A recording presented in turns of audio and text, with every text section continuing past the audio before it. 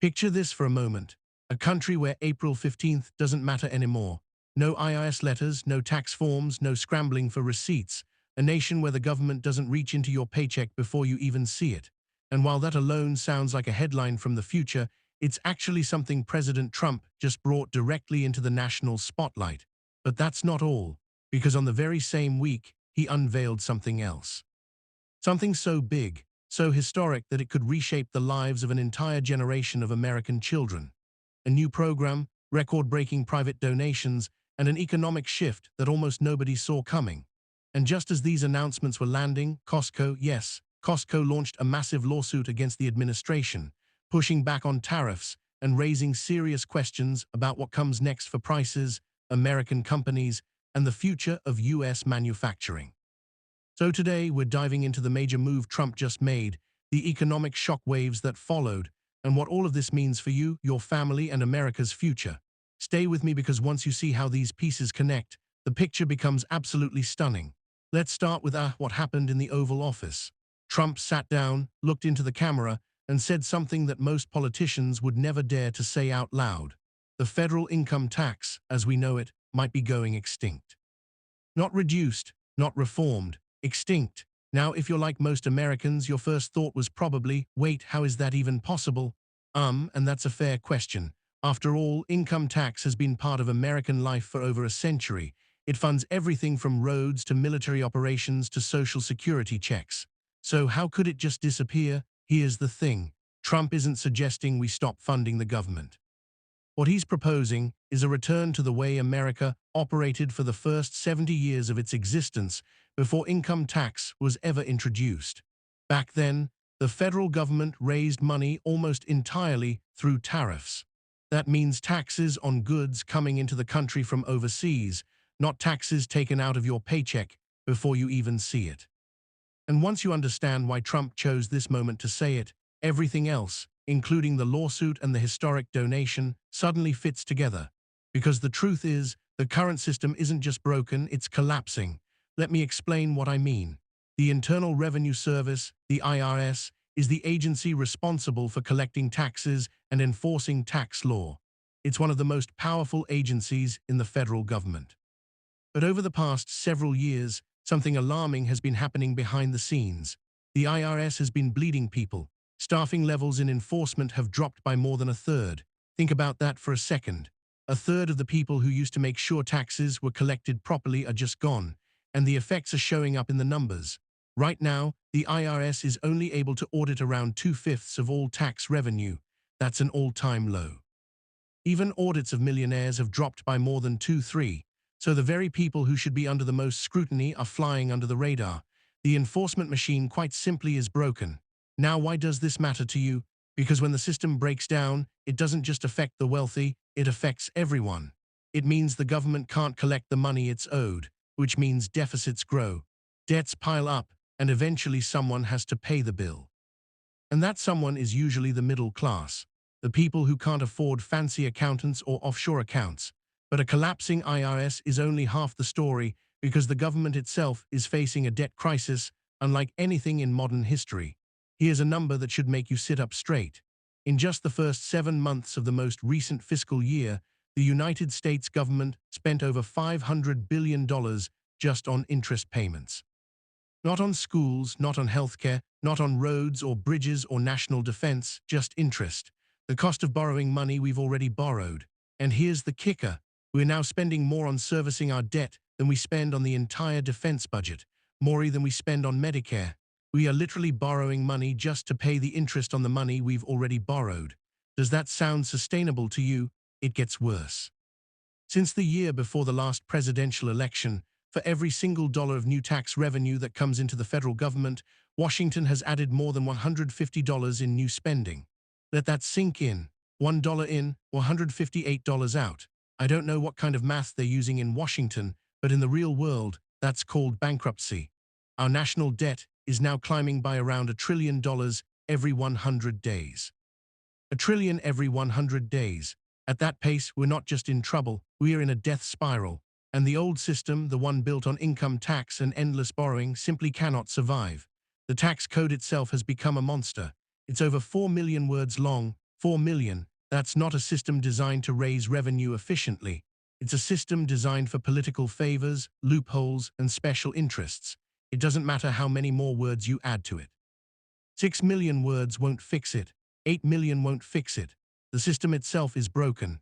And that's precisely where Trump's tariff plan comes in. Because if the IRS is collapsing and the debt is exploding and the tax code is a 4 million word joke, then maybe it's time to go back to what actually worked.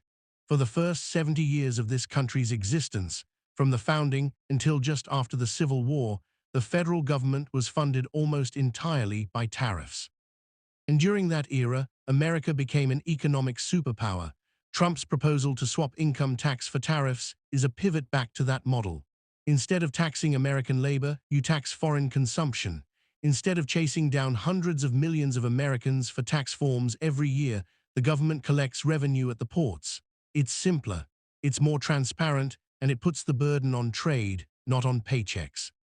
Now, critics are quick to say that tariffs alone can't replace income tax revenue.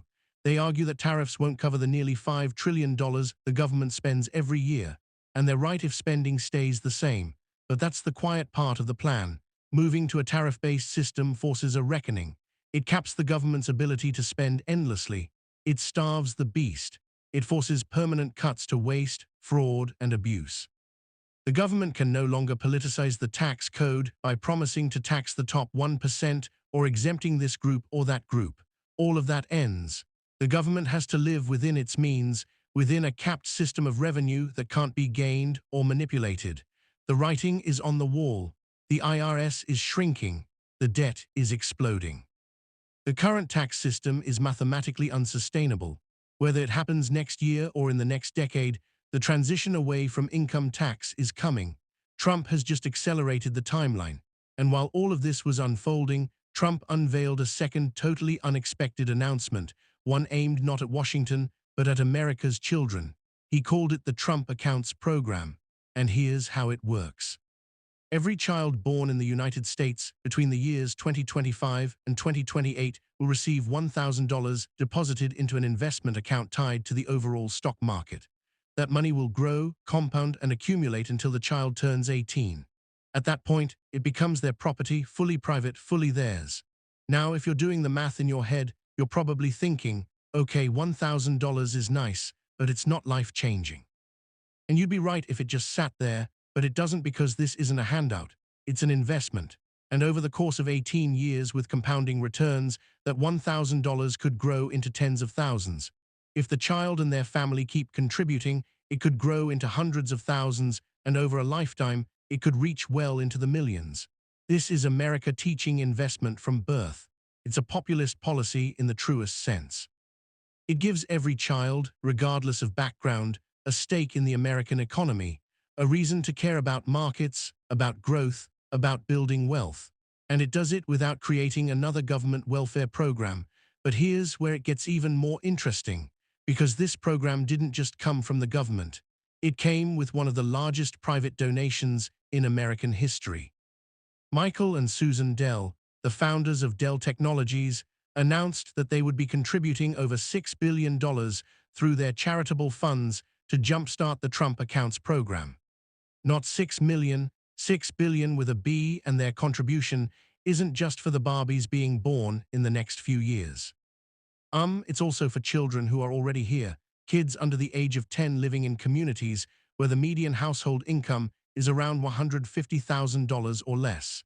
Each of those children will receive an initial deposit of $250 into their own Trump account. Now, why does this matter? Because it shows that the private sector is willing to step up and invest in America's future. And if the Dell family is leading the way, who's to say other billionaires won't follow?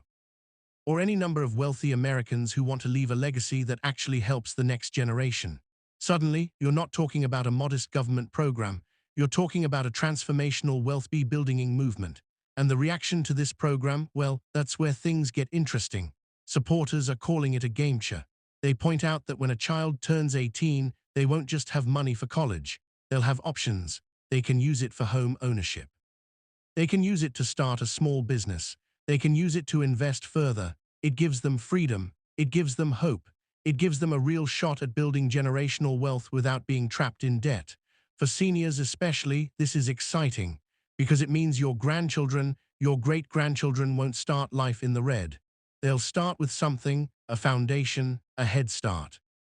And in a world where student debt and housing costs have crushed so many young people, that Head Start could make all the difference. But not everyone sees it that way. And that brings us to the critics. Some argue that pumping billions of dollars into the stock market through these accounts could be inflationary, that it could drive up asset prices, particularly stocks related to the companies managing the funds.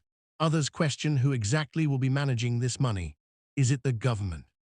Is it a private company? Who's responsible if something goes wrong? And then there are those who claim this is just a political stunt, a way to win votes by promising money to families. Now let's address those concerns fairly. First, the inflation worry. Yes, adding billions to the market has an effect, but the program is designed to spread that capital over years, even decades. It's not a sudden dump. It's a steady, long-term flow. And because the money is tied to index funds that track the overall market, it's not concentrated in any one sector. So while there may be some upward pressure on prices, it's likely to be gradual and manageable. Second, the management question. The accounts are being powered by a private entity called Invest America in partnership with the federal government. The structure is designed so that families maintain control, but the investments themselves are professionally managed and transparent. It's not a black box. It's a trust fund model that's been used successfully in other contexts for decades. And third, the political mode of argument. Look, every major policy announcement has a political dimension. That's just reality. But dismissing this program as vote buying misses the bigger picture. Because if it works, if it actually helps millions of kids build wealth and achieve financial independence, does the motive really matter? What matters is whether it delivers. And so far, the early indicators are promising. And just when all of this seemed like enough news for 1 week, Costco stepped in with something nobody expected. The big box retailer known for bulk groceries and unbeatable deals filed a lawsuit against the Trump administration demanding refunds for tariff costs. Not a few $1 million, potentially billions. And they're not alone. Dozens of other companies have filed similar suits. But Costco is by far the biggest and most recognizable name to challenge the White House directly. So what's going on here? Why is Costco suing? And what does it mean for you and your wallet? Here's the backstory. As part of his economic strategy, Trump imposed tariffs on a wide range of imported goods using emergency powers under a law from the late 1970s. The idea was to encourage American manufacturing, protect domestic industries, and bring jobs back home. Tariffs make foreign goods more expensive, which theoretically makes American-made goods more competitive. But here's the catch. Companies like Costco rely heavily on imports. Roughly a third of the products they sell come from overseas, everything from electronics to clothing to food, including things like shrimp from places like India. So when tariffs go up, Costco has a choice. Absorb the cost and take a hit to profits, or pass it along to customers and risk losing business. Neither option is great, but Costco isn't just complaining. They're taking legal action. Their lawsuit argues that Trump's use of emergency powers to impose these tariffs was unlawful. They're asking a federal trade court to rule that the tariffs were imposed illegally, and if the Supreme Court eventually agrees. Costco wants every penny they paid in tariffs refunded. Now, there's a deadline involved here. Costco had until mid-December to file this lawsuit or risk losing the ability to claim refunds later. So they filed. And now the case is moving forward. This is significant for a few reasons. First, it's rare for a major public company to directly challenge a sitting president in court over economic policy. Most corporations work behind the scenes, lobbying quietly, negotiating deals. But Costco went public. That tells you how seriously they're taking this. Second, the Supreme Court has already shown skepticism about whether the president has the authority to impose sweeping tariffs under emergency powers. Most of the justices sounded doubtful during oral arguments in related cases, so Costco might actually have a shot at winning. But here's the tricky part. Even if the Supreme Court rules in Costco's favor, it's not clear how the refunds would work. Would every company that paid tariffs get their money back, or only the handful that filed lawsuits in time? And where would that money come from? The government doesn't exactly have a surplus sitting around. One of the justices raised this exact concern. She asked essentially, how do we unscramble this egg? Because once tariffs are collected and spent, Reversing them isn't simple. It's not just a matter of cutting a check. It could create a massive fiscal mess. So what does this lawsuit actually mean for you and your wallet? Let's talk about tariffs and prices in plain terms. When the government puts a tariff on imported goods, it raises the cost for companies like Costco to bring those products into the country. Now, Costco can either eat that cost or pass it along to you at checkout. Most of the time, they pass at least some of it along. So if you've noticed that certain items at Costco are a bit more expensive than they used to be, tariffs are likely part of the reason, not the only reason. There's also inflation, supply chain issues, labor costs, but tariffs are definitely in the mix. Now, here's where it gets interesting.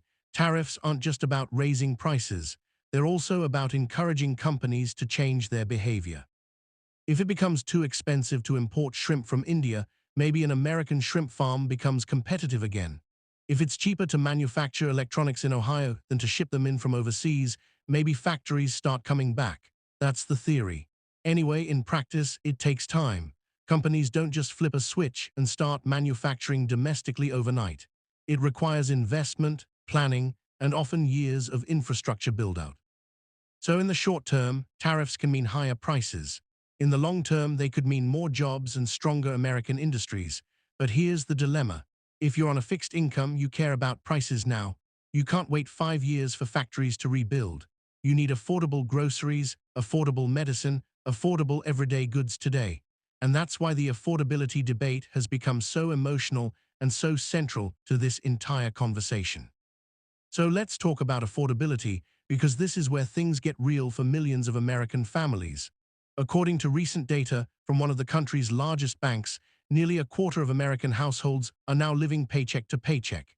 And by paycheck to paycheck, they don't mean barely scraping by with no savings. They mean spending over 95% of their income just on necessities, housing, gas, groceries, childcare, the basics. These families have almost nothing left over for extras, no cushion for emergencies, no room for saving, and certainly no room for investing or planning for the future. They're stuck in survival mode, and the numbers back this up. On average, American families are now spending around $200 more per month than they were a year ago just to buy the same amount of stuff. Over the course of a year, that's an extra $2,500.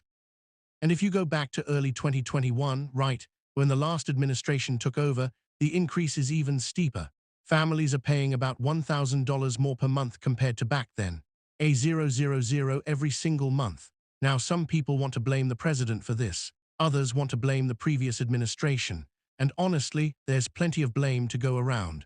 But here's the uncomfortable truth. Prices keep going up because people keep spending. I know that sounds harsh, but hear me out. If consumers actually stopped buying things they didn't need, demand would fall and prices would have to come down. That's basic economics. But we don't do that. We keep spending, we keep buying. And as long as we do, companies have no incentive to lower prices. Now, how do you force people to stop spending? Well, you can't, not in a free society. But historically, two things make people pull back: a recession or very high interest rates. And right now, we're trying to avoid a recession, which means the only other tool is keeping interest rates high enough to cool demand. But that makes borrowing more expensive, which hurts families trying to buy homes or start businesses. So you see the bind we're in. It's not simple. And anyone who tells you there's a quick fix is selling you something, which brings us to what Trump said. And boy, did it cause a stir. During a cabinet meeting, a reporter asked Trump about affordability. And Trump's response was blunt. Affordability is a hoax that was started by Democrats. Now, predictably, the media ran with that. Headlines everywhere. Trump says affordability is a hoax. Critics pounced. Activists shared clips. It became instant ammunition for his opponents. But here's what got lost in the noise. Trump wasn't talking to you and me. He was talking to Democrats. He was saying that Democrats are using affordability as a talking point to attack him, even though they were the ones in charge when prices skyrocketed. He was calling out what he sees as political theater. Now, was it the best way to communicate that? Probably not. Because when you say affordability is a hoax, people hear your struggles aren't real, and that's not what most Americans want to hear right now. They want to hear, "I understand. I feel your pain, and here's what we're doing to fix it." To his credit, some of Trump's cabinet members did try to strike that tone. The Treasury Secretary acknowledged that people are feeling the squeeze. The Vice President talked about the pain of high prices being inherited from the previous administration. They were trying to show empathy while also defending the administration's policies. But the damage was done, because in politics perception matters as much as reality, and right now Trump's approval rating on the economy is dropping. It's down to around 36% in some recent polls. That's not good. And it's not because the policies are necessarily failing. It's because the messaging isn't connecting. People don't want to hear about stock market gains if they can't afford to fill their gas tank. They don't want to hear about GDP growth if they're living paycheck to paycheck. They want to know that someone in Washington understands what they're going through. And that's why many observers are saying Trump needs to appoint what some are calling an affordability czar. Someone whose whole job is to speak to this issue with empathy and clarity. Someone who can say, yes, things are tough. Yes, we inherited a mess, but here's exactly what we're doing step by step to bring costs down. Because the truth is, the administration is doing things. Gas prices are trending downward in many parts of the country. In some areas, prices are approaching $2 per gallon, which would have seemed impossible a year and a half ago. Energy costs are dropping, and when energy drops, everything else tends to follow. But people need to hear that message delivered with compassion, not defensiveness. They need to feel seen, and right now that's not happening consistently enough. So where does all of this leave us? What does it all mean? Here's how I see it. What we witnessed this week wasn't just a series of disconnected headlines. It was a turning point, a moment when three enormous forces collided. The collapse of the old tax system, the birth of a new wealth-building model for American children, and a corporate revolt against trade policies that are reshaping the economy. IRS is weakening. That's not speculation, that's fact. Staffing is down, audits are down, enforcement is down. At the same time, the national debt is spiraling out of control. We're spending more on interest than on defense, more on servicing old debt than on building new infrastructure. The old system is dying, and into that vacuum, Trump is proposing something radical. Replace income tax with tariffs. Go back to the model that made America an economic powerhouse in the first place. It's not a new idea. It's an old idea being rediscovered because the new system has failed. At the same time, he's launched the Trump Accounts program, a system that gives every child born in a 4-year window a financial stake in the American economy from day one.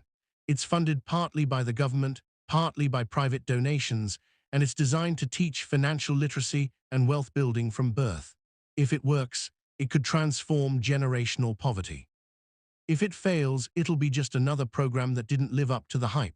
And then there's Costco, a major American retailer, saying, wait a minute, these tariffs are hurting us and we're not going down without a fight. They're suing for refunds. They're challenging the president's authority, and they're not alone. What this tells us is that the American economy is at a crossroads. We can't keep doing what we've been doing. The debt is unsustainable. The tax system is collapsing. Prices are out of control, and companies are caught in the middle trying to figure out how to survive in a rapidly changing landscape. So what should you do? How should you think about all of this? First, understand that this is not just political noise. These are real structural shifts that will affect your life, your family's life, and your grandchildren's life for decades to come. Pay attention. Stay informed. Don't let the media tell you what to think. Look at the facts. Ask questions. And make up your own mind. Second, if you have grandchildren or great-grandchildren, talk to their parents about the Trump Accounts program. Find out if they're eligible. Find out how to activate the account, because even a small amount of money invested early and allowed to compound can make a huge difference over time. Third, focus on what you can control. If affordability is squeezing you, look at your budget. Cut things you don't need. Shop smarter. Even small steps add up. And fourth, stay hopeful, because despite all the chaos, all the arguments, all the uncertainty, America has been through worse. We faced bigger challenges, and we've always found a way forward. This moment is no different. The income tax may disappear. The Trump accounts may succeed. Costco may win their lawsuit, or none of those things may happen. But what's certain is that the conversation has changed. The old assumptions are being challenged, and that in itself is progress. If you found this breakdown helpful, go ahead and tap the like button, because it tells YouTube that more people deserve to understand what's really happening behind these headlines. And if you haven't already, subscribe to the channel. That way, you'll never miss an update as this story continues unfolding. And most importantly, tell me in the comments, Do you think Trump's move is the beginning of a new economic era or just the opening chapter of a much bigger fight? I try to read every comment, and I'd love to hear your perspective.